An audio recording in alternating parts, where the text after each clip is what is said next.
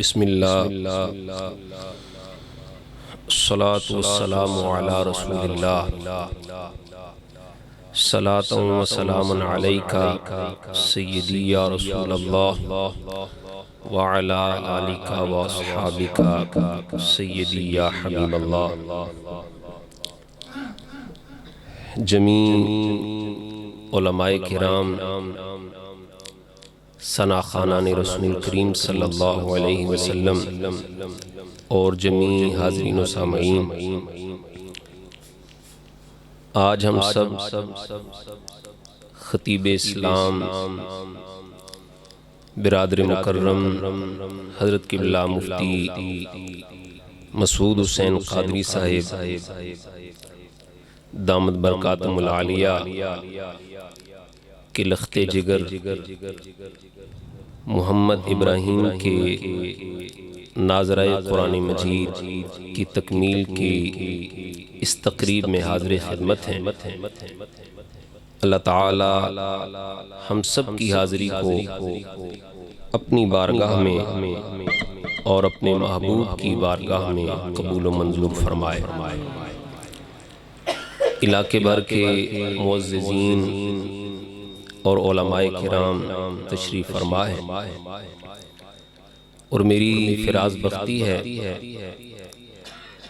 कि आज स्टेज पर मेरे उस्ताद मोहतरम हज़रत अल्लामा सदरुद्दीन भट्टो साहब आप भी तशरीफ़ फरमा हैं और मेरे निहायत ही शफीक और मेहरबान चचा मलिक असगर साहब आप भी महफिल में तशरीफ़ फरमा हैं। अल्लाह ताला इस महफिल को अपनी बारगाह में और अपने महबूब की बारगाह में कबूल व मंजूर फरमाए। ये वालिदैन के लिए बड़ी ही खुशकिस्मती होती है कि उनकी औलाद को अल्लाह कुरान मजीद का नूर अता फरमाए। सैयदना अबू हुरैरा रज़ियल्लाहु ताला अन्हु रिवायत करते हैं कि हुजूर सैयद आलम सल्लल्लाहु अलैहि वसल्लम ने इरशाद फरमाया कि जिस शख्स ने अपने बच्चों को कुरान मजीद पढ़ना सिखाया, उन्हें अल्लाह ताला कल जन्नत में दाखिल करने के बाद ऐसा नूरानी ताज अता फरमाएगा कि उस ताज के नूर को देखकर अहले जन्नत भी इस बात को पहचान जाएंगे कि अल्लाह ने इसे ये नूर वाला ताज इसलिए दिया है कि इसने अपने बच्चों को कुरान के नूर से मुनव्वर किया। तो बड़ी ही सादत फिराज बख्ती की बात होती है कि कुरान मजीद की तालीम अपनी औलाद को दिलवाई जाए। कुरान मजीद नूर है और जब भी कोई कुरान से वाबस्ता होता है तो उस नूर की किरणें कुरान से वाबस्ता होने वाले के सीने के ईमान के नूर को भी मुनव्वर फरमा देता है। कुरान मजीद की अज़मतों के बहुत से पहलू हैं। कुरान मजीद की फजीलत के बहुत से गोशे हैं, लेकिन मैं समझता हूँ कि कुरान मजीद की सबसे बड़ी फजीलत और कुरान की सबसे बड़ी अजमत ये है कि कुरान कलामुल्लाह है। कुरान अल्लाह का कलाम, कुरान को अल्लाह का कलाम होने का एजाज हासिल है। और क़िबला उलमाए किराम तशरीफ़ फरमा है, इल्मुल कलाम की बात है कि जिस तरह अल्लाह रब्बुल इज़्ज़त खुद अज़ली और अबदी है, इसी तरह अल्लाह की तमाम सिफात भी अज़ली और अबदी है। और कुरान मजीद अल्लाह की सिफ़त है जिससे ये मानना पड़ेगा कि कुरान मजीद को अल्लाह की सिफ्त होने की वजह से ये एजाज भी हासिल है कि आज 1400 साल गुजर चुके, पर अब भी कुरान मजीद की ताजगी, कुरान की लज्जत और कुरान की चाशनी में किसी किस्म की कोई कमी वाकया नहीं। 1400 साल क्या, 14,000 साल भी बीत जाए, कुरान मजीद की ताजगी और चाशनी इसी तरह तरोताजा रहे। कुरान मजीद की अजमत का एक पहलू यह भी है, जो कुरान मजीद से जिस तरीके से भी निस्बत रखता है, कुरान मजीद से जिस अंदाज से भी वाबस्ता हो जाता है, अल्लाह ताला कुरान की निस्बत की वजह से उसे कुरान के फैज़ से कभी भी महरूम नहीं होने देता। किसी न किसी अंदाज से उसे कुरान मजीद का फैज़ जरूर अता फरमाता है। और ये कुरान मजीद की इनफिरादी शान है कि कुरान सिर्फ ईमान वालों के लिए शिफा नहीं है। कुरान मजीद सिर्फ अपने मानने वालों के लिए शिफा नहीं है, बल्कि फरमाए शिफाउल लिमा फिस सुदूर। कोई किसी मजहब से भी ताल्लुक रखता है, कोई किसी दीन को भी मानने वाला है, कुरान से निस्बत रखे, ये कुरान उसके सीने को भी शिफा की नूर अता फरमाए, शिफा की दौलत अता फरमाए, शिफा का फैज अता फरमाए। कोई किसी मजहब से भी ताल्लुक रखता है, शिफा उल्लिमा फिस सुदूर, ये हर शख्स के सीने के लिए शिफा है। और सद्र कहते हैं सीने को, और सीना पूरे जिस्म का मरकज होता है। अगर सीना दुरुस्त है तो पूरा जिस्म दुरुस्त है, अगर सीना दुरुस्त नहीं तो पूरा जिस्म दुरुस्त नहीं। अल्लाह फरमाता है ये कुरान सीनों के लिए शिफा है, यानी जो इस कुरान से वाबस्ता हो जाता है, अल्लाह उसके सीने को भी शिफा अता करता है, उसके पूरे जिस्म को भी शिफा अता फरमा देता है। और कोई किसी मजहब से भी ताल्लुक रखता है, अगर वो काफिर है, कुरान से वाबस्ता हो, अल्लाह उसके सीने के कुफ्र को खत्म करके उसके सीने को ईमान का नूर अता फरमाए। अगर कोई फासिक व फाजिर है, कुरान से वाबस्ता हो, ये कुरान उसके सीने के फिस्क व फुजूर को खत्म करके उसके सीने को तकवा का नूर अता फरमाएगा। कोई मुत्तकी है, कुरान से वाबस्ता हो, ये कुरान उसके सीने को आला तरीन तकवे का नूर अता फरमाए। तो कोई किसी हैसियत से भी कुरान से वाबस्ता हो, कुरान उसके सीने को हर हैसियत से फैज को नूर अता फरमाए। और कुरान मजीद का अजमत का एक पहलू ये भी है, कुरान मजीद की फजीलत का एक पहलू ये भी है कि कोई अपनी बिसात के मुताबिक कुरान मजीद के मानी, कुरान मजीद के असरार और रमूज, कुरान मजीद के मफाहीम व मतालिब में गोता जन हो, खूब तैरे, खूब सैर करे, खूब कुरान के मानियों मतालिब व मफाहीम के मोतियों को चुने। जब वो खूब सैर हो जाएगा, फिर भी वो कहने पे मजबूर होगा, जो कुछ कुरान मजीद के मफाहीम मुझे समझ आए हैं, ये आटे में नमक के बराबर है। कुरान के मफाहीम इससे भी कई गुना ज्यादा मौजूद। कोई कुरान मजीद में कितना ही गोता जन क्यों ना, कुरान के मफाहीम व मतालिब, आज नुज़ूल कुरान की तकमील को 1400 साल गुजर चुके, मगर कोई शख्स ऐसा नहीं जो ये कह सके कि कुरान मजीद के अंदर जितने मतालिब व मफाहीम हैं, मैंने वो सारे के सारे मफाहीम समझ लिए। बल्कि यहाँ तो हाल ये है कि वो हस्ती जिन्हें मेरे मुस्तफा ने अपने इल्म शहर का दरवाजा करार दिया, जिनके मुतल्लिक मेरे आका ने फरमाया अना मदीनतुल इल्मी व अलीयुन बाबुहा, मैं अगर इल्म का शहर हूं तो उसका दरवाजा मेरा अली है, वो अली फरमाते हैं सिर्फ सूरह फातिहा, अगर मैं सिर्फ सूरह फातिहा की तफसीर लिख दूं तो इस तफसीर को 70 ऊंट भी उठा न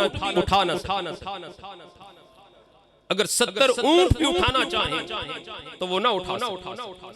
एक सूरह फातिहा जिसकी सिर्फ 7 आयतें हैं, अगर 7 आयतों की तफसीर की वुसअत का ये आलम है तो पूरे कुरान मजीद के मफाहीम व मतालिब की वुसअत का आलम क्या।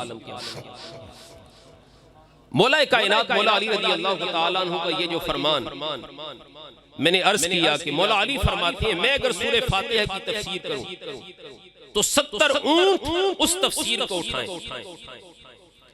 मौला अली का ये फरमान कई बार सुनने को भी मिला, कई बार पढ़ने को भी मिला, मगर मौला अली का ये फरमान कुछ वुसअत के साथ समझना है। मौला अली रज़ी अल्लाह तआला अन्हु के इस फरमान पर जब शरहे आला हज़रत इमाम अहमद रज़ा पढ़ी तो फिर पता चला रब ने अली को इल्म का कौन सा मकाम अता फरमाया हुआ है। सैयदी आला हजरत ने इसकी शरह में लिखा, और ये भी सुन लीजिए, आज थोड़ी सी हमारी बदबख्ती है, हमने सैयदी आला हजरत को लोगों के सामने सिर्फ शायर की शक्ल में पेश किया कि आला हजरत इमाम मोहम्मद रजा सिर्फ शायर थे। नहीं, याद रखिए इमाम मोहम्मद रजा उस हस्ती का नाम है जिनकी इल्मी काबिलियत को पूरे शर्क़ व गर्ब में तस्लीम किया जाता है। अहमद रजा वो इल्मी हस्ती है जिसकी इल्मी काबिलियत को सिर्फ अहले अजम ने नहीं, उनकी इल्मी काबिलियत को अहले अरब ने भी तस्लीम किया। 100 से ज्यादा उलूम पर जिस हस्ती को महारत हासिल थी उस हस्ती का नाम अहमद रजा। और अहमद रजा वो हस्ती हैं जिनकी इल्मी काबिलियत को फकत अपनों ने नहीं, उनकी इल्मी काबिलियत को गैरों ने भी तस्लीम किया। मौलाना हशमत अली खान सैयदी आला हजरत के मुहिब्बीन में से हैं। ये सैयदी आला हजरत के पास पढ़ने के लिए आए, आखिरी क्लासेस में थे, तो इनसे किसी ने पूछा कि आप कहां से आए। इन्होंने बताया कि मैं तो दूसरे मकतबे फिक्र के मदारिस में पढ़ता रहा। तो इनसे कहा गया मौलाना हशमत अली खान से कि जिन मदारिस में आप पढ़ते रहे उन मदारिस में तो अहमद रजा को मुशरिक कहा जाता है, अहमद रजा को बिदती कहा जाता है, तो आप फिर उनसे उठकर अहमद रजा के पास कौन सी मोहब्बत लेकर आए। उन्होंने कहा यह बात दुरुस्त है कि मेरे असातिज़ा किराम अहमद रजा को मुशरिक भी कहते थे, अहमद रजा को बिदती भी कहते थे, अहमद रजा पे मुख्तलिफ किस्म के फतवे भी लगाते थे, लेकिन चूंकि मैं उन मदारिस के आला मुफ्ती का हेल्पर था, मुआविन मुफ्ती था, मैंने हमेशा देखा जब भी उस मदरसे के बड़े मुफ्ती के पास कोई मुश्किल दकीक ला यनहल किस्म का मसला आता तो वो मुफ्ती उस मसले को हल करने के लिए अहमद रजा की तहरीरों का सहारा लेता था। कहता इमाम अहमद रजा को मुशरिक था, कहता इमाम अहमद रजा को बिदती था, लेकिन ला यनहल किस्म के मसले को हल करने के लिए अहमद रजा की तहरीरों को पढ़ता था। मैंने एक दिन पूछ लिया, मैंने कहा उधर से तुम अहमद रजा को मुशरिक भी कहते हो, बिदती भी कहते हो, और उधर से तुम्हारा मसला अहमद रजा को पढ़े बगैर हल नहीं होता, वजह क्या है। हजरत अली हशमत रहमतुल्लाह ताला अलैह फरमाने लगे, वो कहने लगा वजह ये है, ये बात दुरुस्त है हम अहमद रजा से इख्तिलाफ करते हैं, ये बात दुरुस्त है हम अहमद रजा पे मुख्तलिफ किस्म के फतवे लगाते हैं, लेकिन ये बात भी दुरुस्त है कि इल्मुल तफसीर, उसूले तफसीर, इल्मुल हदीस, उसूले हदीस और इल्मुल फिक़ह, बल्कि तमाम उलूमे दीनिया में अहमद रजा की चोटी का शख्स पूरे बरे सगीर में हमें नजर नहीं आता। अहमद रजा उस हस्ती का नाम है जिसकी इल्मी काबिलियत को गैरों ने भी तस्लीम किया, और अपने तो फिर अपने न तो अहमद रजा की शान में पूरे के पूरी मनकबतें लिखी हुई। अल्लाह अकबर। हजरत चिरागे गोलड़ा और आस्ताने आलिया गोलड़ा शरीफ की बागो बहार, आपकी सैयदी आला हजरत से अकीदत ये थी कि हजरत चिरागे गोलड़ा शरीफ से बरेली शरीफ अहमद रजा के मजार पे हाजिर होने के लिए तशरीफ लेकर, और वहां हाजिरी दे के जब वापस आए, सैयदी आला हजरत की तहरीरों को पढ़ा तो जो सैयदी आला हजरत के मजार से फैज हासिल हुआ और आपकी तहरीरों से फैज हासिल हुआ, उसे चिरागे गोलड़ा पीर सैयद नसीरुद्दीन शाह साहब ने अपनी शायरी में नकल फरमाया। चिरागे गोलड़ा फरमाते हैं, फख्रे मिल्लत लाइके सद एहतराम अहमद रजा। अल्लाह अकबर। बड़े बड़े खूबसूरत सुरीले नात खानों ने नाते पढ़ी हैं, तो मैंने कहा मैं भी दो चार शेर आपको सुना दूं, बाद में ये ना हो कि आप मुफ्ती साहब को कहें, जो इनके रिश्तेदार आए हुए वो कहें जी बेसुरे बंदे ही सारे लगा रहे थे आप। याद रखिए जो गोलड़ा शरीफ की दाल खाता है वो बेसुरा नहीं होता। जरा एक बार बुलंद आवाज से कहिए सुभान अल्लाह। सैयदी हजरत चिरागे गोलड़ा फरमाते हैं, फख्रे मिल्लत लाइके सद एहतराम अहमद रजा, मोहतशम बालिग नजर आली मकाम अहमद रजा, और छा गया तेरा सलाम जाने रहमत हर तरफ। कोई दुनिया का कोना दिखाएं जहां मुस्तफा जाने रहमत पे लाखों सलाम न पड़ा जाता। अल्लाह ने हरमैन तय्यबैन की हाजिरी नसीब फरमाई। जिस जगह सरकार अलैहिस्सलातु वस्सलाम की विलादत हुई उस जगह में हाजिर हुआ तो वहां भी एक दावत इस्लामी वाला हाथ बांध के पढ़ रहा था, मुस्तफा जाने रहमत पे लाखों सलाम, छा गया तेरा सलाम जाने रहमत हर तरफ, छा गया तेरा सलाम जाने रहमत हर तरफ, तेरी रूहे पाक पर लाखों सलाम अहमद रजा, तेरी रूहे पाक पर लाखों सलाम अहमद रजा। और चिरागे गोलड़ा फरमाते हैं, इमाम अहमद रजा तो बहुत बुलंद हस्ती है, अहमद रजा के नाम से भी इश्क़ रसूल की दौलत नसीब हो जाती है। नाम की तासीर से मिल जाएगा इश्क़ रसूल, नाम की तासीर से मिल जाएगा इश्क़ रसूल, देख लो रखकर किसी बच्चे का नाम अहमद रजा। अल्लाह अकबर, क्या बात है साकी साहब, सुभान अल्लाह। देख लो रखकर किसी बच्चे का नाम अहमद रजा। और अहमद रजा का अकीदा क्या था? चिरागे गोलड़ा फरमाते हैं, जानो दिल से हल्काए अस्हाबे रसूल, जानो दिल से हल्काए अस्हाबे हल्का बगोश, अहले बैते मुस्तफा का भी गुलाम अहमद रजा। तो इमाम अहमद रजा वो हस्ती है जिनकी इल्मी काबिलियत को अपनों में ने भी तस्लीम किया है, गैरों ने भी तस्लीम किया।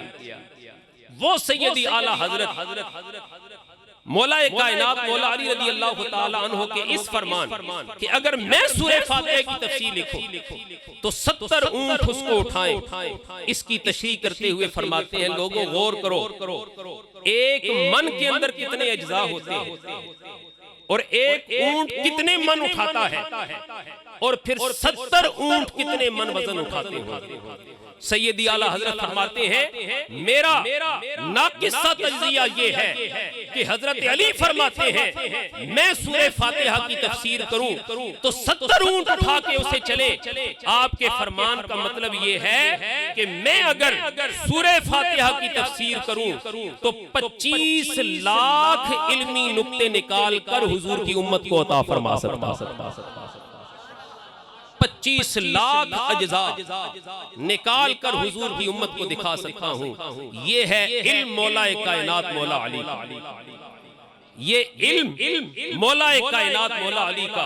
तो फिर खुद सोच लीजिए, अगर मौला अली के इल्म का ये आलम है तो अली जिसके पीछे हाथ बांध के नमाजें पढ़ते रहे उस सिद्दीक़े अकबर के इल्म का आलम क्या होगा?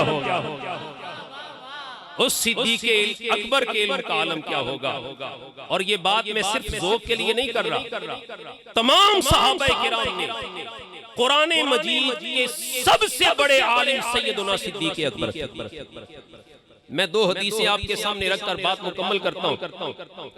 हुजूर सैयद आलम सल्लल्लाहु अलैहि वसल्लम ने खुद इरशाद फरमाया किसी कौम के लिए सबसे बेहतरीन इमाम वो है जो कुरान का सबसे बड़ा आलिम। ये हदीस मुबारक।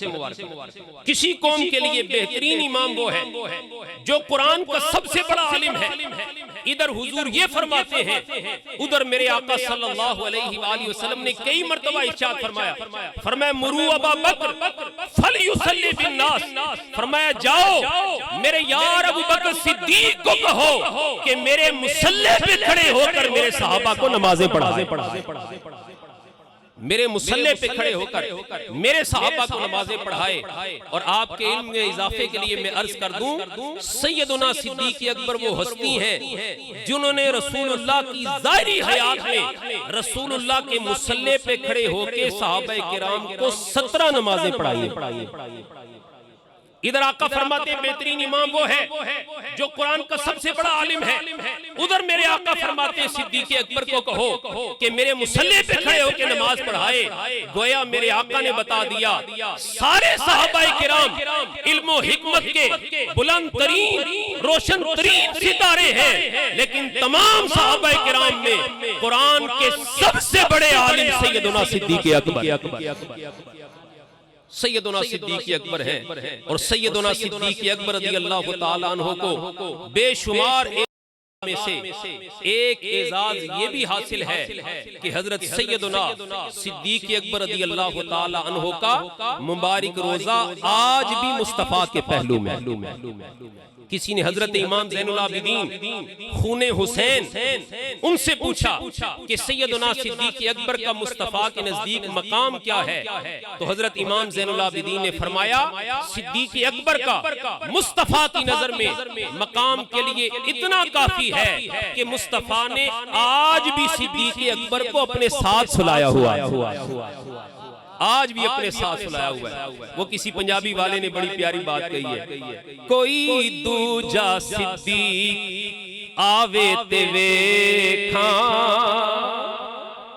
है, कोई दूजा सिद्दीक ते फिर आंखों बुलंद आवाज में सुभान अल्लाह अल्लाह। कोई दूजा सिद्दीक आवे ते वेखा।